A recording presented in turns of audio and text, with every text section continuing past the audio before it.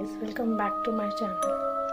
क्या आपको पता है, कुछ आवाज़ें हमें डराने के लिए नहीं आती रातों को, वो सिर्फ ये देखने के लिए आती है कि हम उसका जवाब देते हैं कि नहीं। मेरे घर में एक अनकहा रूल था कि रात में कोई बिना नाम लिए बुलाए तो मुड़ के मत देखना और न उसको कोई जवाब देना। ये कोई नियम नहीं था, पर सब इसको मानते थे। जब भी इस बारे में गांव के लोगों से हम पूछते थे तो वो बोलते थे कि ऐसी चीज़ों के बारे में बात नहीं की जाती। मैंने अपनी दादी से इस बारे में पहले भी बात की थी, पर जब भी मैं इस बारे में उनसे बात करती थी, उनकी आंखों में एक अजीब सा डर था और वो बात हमेशा टाल देती थी।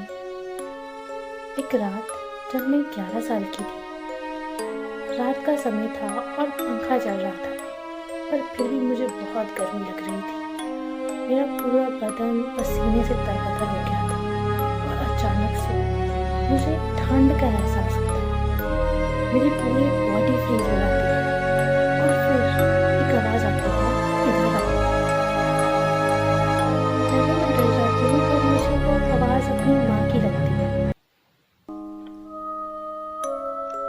उसके बाद आवाज़ गेट के पास से आती है और बाहर से कोई बोलता है कि गेट खोलो। मैं उठ जाती हूँ गेट खोलने के लिए, पर वैसे ही मेरी दादी मुझे आवाज़ देती है कि दरवाज़ा मत खोलना। अब मैं करवट लेके लेट जाती हूँ और सोचने लगती हूँ ये बहुत अजीब है। क्या वो मेरी माँ थी या कोई और कौन था वो? ये सवालों के साथ मुझे कब नींद आ जाती है मुझे खुद नहीं पता। सुबह दादी मेरे बगल में बैठी होती है, वो मुझे एकटक देख रही होती है। मैं उनसे पूछती हूँ कि रात को क्या हुआ था। वो मुझे कहती हैं अजीब सी डरावनी शक्ल बना के कि वो दोबारा आया था कोशिश करने। मैंने पूछा कि कौन? उसने बोला कि वो जो नाम लेके नहीं बुला था। इसके बाद मैं भी डर गई थी और वो भी। मैंने फिर दोबारा उनसे नहीं पूछा।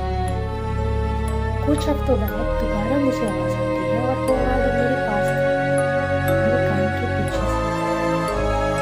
वो दोबारा बोल रहा था कि इस बार मैं ज़्यादा डरी हुई थी तो मैं रोने लगी और फिर वो आवाज़ नरम हो जाती है। वो आवाज़ मुझे अपनेपन का एहसास दिलाती है, पर वो कोई अपना नहीं होता है।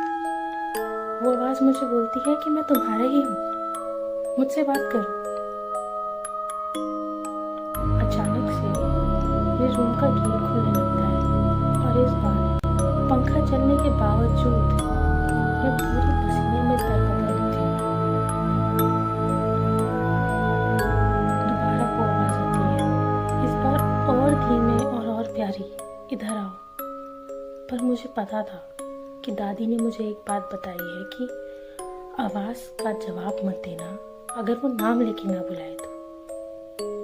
मैं जवाब नहीं देती हूँ, मैं डर जाती हूँ और अपने बेड के कोने में जाके कहीं सो जाती हूँ। पता नहीं कैसे, पर उस रात मुझे नींद आ गई। अगली सुबह मैं अपनी दादी को वो सारी बातें बताती हूँ जो मेरे साथ हुई। फिर मेरी दादी मुझे एक राज बताती है, जो राज उन्हें किसी को कभी नहीं बताया, क्योंकि उनका भी ये डर था कि वो मुझे अपना बना के छोड़ दें। दादी मुझे बताती है कि वो जो नाम लेके नहीं बुलाती, वो आत्माएं होती हैं जो मरने के बाद अपने आप को भूल चुकी होती हैं। तो जो आत्माएं अपने आप को नहीं जानती, तो वो किसी और का नाम कैसे जानेगी? इसीलिए वो आत्माएं हमसे बात करने की कोशिश करती है और हमें जवाब नहीं देना चाहिए, वरना वो आत्माएं हमें अपना बना देंगी।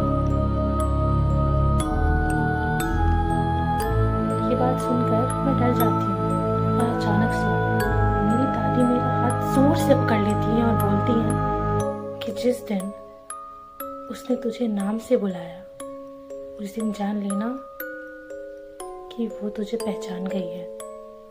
मैं बहुत ज़्यादा डर जाती हूँ, पर अब जब मैं 25 साल की हो चुकी हूँ, हर रोज़ एक आवाज़ आती है और अब वो आवाज़ मुझे नाम लेके बुलाती है।